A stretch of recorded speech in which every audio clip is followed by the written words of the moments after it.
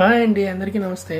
ఇప్పుడే Kingdom cinema చూసి వచ్చా. అసలు కింగ్డమ్ సినిమా అనేది ఎంత ఎక్సైట్మెంట్ జనరేట్ అయిందంటే, ఆనెస్ట్గా చెప్తున్నాను, సాటర్డే మార్నింగ్ తర్వాత వర్క్ అంతా ఏమిటి అయిపోద్ది, వీకెండ్ అని చెప్పేసి ఫ్యామిలీతో వెళ్దామని వెళ్తే అది ఎలా ఉంటుందంటే, ఒక ఫ్రెండ్స్ అందరూ కలిసి ట్రిప్ ప్లాన్ చేసుకుంటాం చూడండి.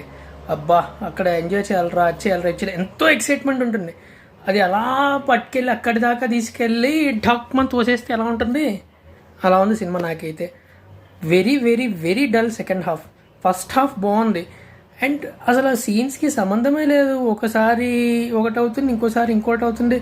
Did not expect this from Gautam Tinnanuri and Naga Vamsi garu, because they banner is very successful banner. Jersey లాంటి సినిమాలు, మళ్ళీ రావాలంటి సినిమాలు, తర్వాత అజ్ఞాతవాసి, చాలా గొప్ప సినిమాలు ప్రొడ్యూస్ చేశారు. Tillu square also for that matter. చాలా బాగుంది.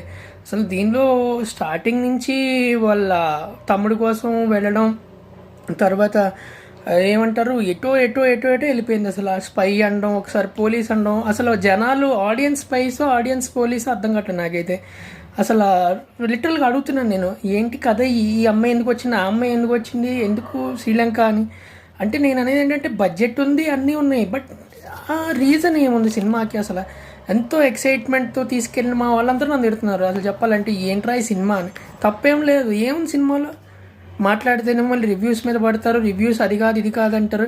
సినిమాలో ఏముంది అసలు? ఫస్ట్ హాఫ్ పక్కన పెట్టేస్తే సెకండ్ హాఫ్లో ఒక్క పాయింట్ ఉందో మీరు నాకు చెప్పండి, ఎక్సైట్ చేసేది ఒక్క పాయింట్ చెప్పండి. నేను ఏదని చెప్తున్నాను, ఎందుకంటే ఇప్పుడే పే చేసి వస్తాను. మీరు టికెట్స్ కూడా, నేను బ్లాగ్ కూడా పెడతాను నెక్స్ట్.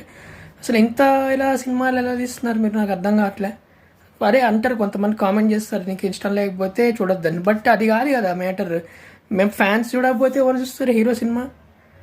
ఇక్కడ వేరే ఊరు, ఇప్పుడు పోనీ మీరు ఆంధ్రాలో ఉంటున్నారు, హైదరాబాద్లో ఉంటున్నారు, వేరే బెంగళూరులో ఉంటాం మేము, మళ్ళీ ఇక్కడి నుంచి వెళ్ళాలి, 1 గంట సేపు ఎంతో ట్రావెల్ ఉంటుంది, మళ్ళీ దానికంటూ టైం ఉంటుంది, అంతా వేస్టే కదా, మా మనీ మా టైము. మళ్ళీ అక్కడేమో 200 డబ్బులు ఫుడ్కి. మొత్తం అసలు ఏమనుకుంటున్నారు ఆడియన్స్, నాకు అయితే అర్థం కావట్లేదు. Very very disappointing.